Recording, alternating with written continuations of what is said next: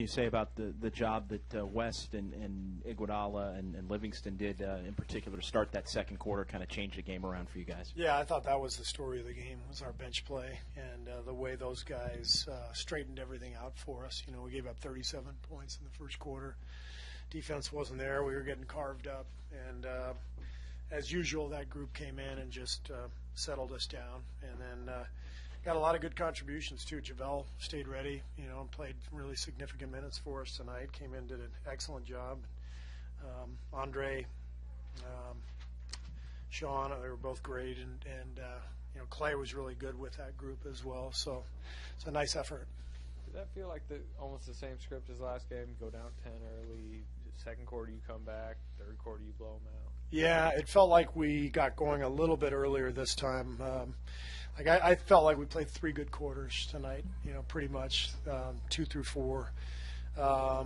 Whereas the other night it felt like maybe a quarter and a half. But it was the same formula in terms of falling behind early and having to dig our way out of the hole a little bit. Hey, Steve, right over here. It seemed like JaVale had a good stretch in the third quarter where he got some blocks and he kind of made some plays. What did you see from him today? Just big energy. I mean, that's what JaVale does. He brings that speed and energy, and he was anticipating plays, got a couple blocks, and ran the floor hard. And the crowd loves him here, and so he brought a lot of juice tonight. That was great. How was he? He's been in and out of the lineup. It seems like he's handled that well. How's he handled it? He's handled it well. He's a pro. JaVale's such a good guy, good teammate. Excuse me, this has not been an easy season for him, and things haven't fallen into place. But he's handled it well, and he's stayed ready, as he showed tonight. Hey, Steve, what does it mean to you? You got 250 wins as a coach, and that was, I think the fastest pace anyone's ever got. Yeah. It's actually 211. Luke got 39. Raymond has been very clear about that. Raymond continues to point that out every single day. So why don't you get credit for the playoff? Should be 47. Yeah. 2 different separate. And can we eliminate the losses that Luke accrued while I was out? There were 4 of them, for God's sakes. I don't know why I have to take those. No, it just means that I inherited a hell of a team with an amazing, talented group of players. Coach McCaw got the backup minutes for Clay in the first and third quarter. What are you looking for in that spot, because you've been trying guys out, and how do you think he filled that responsibility tonight? Yeah, I thought Patty was good.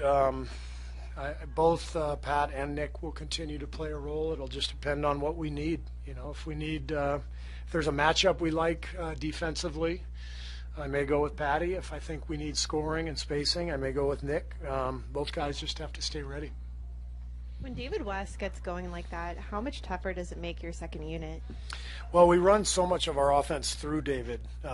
He's such a great passer, and obviously he can knock down that shot. He was 6 for 6 tonight. So he seems to be doing that every night. I don't know what he's shooting on the year, probably better than 60%. But he's a huge part of that group. He's kind of the fulcrum of the offense when we play that group together, and does a lot of great things for us. Did the Klay Thompson poster dunk surprise you like it seemed to surprise the whole building? Yeah. Excited our guys. They love when Klay dunks. So that was he took off from pretty far out. I wasn't sure he was going to get there. The Spurs, they continue to kind of play well without their full complement of players.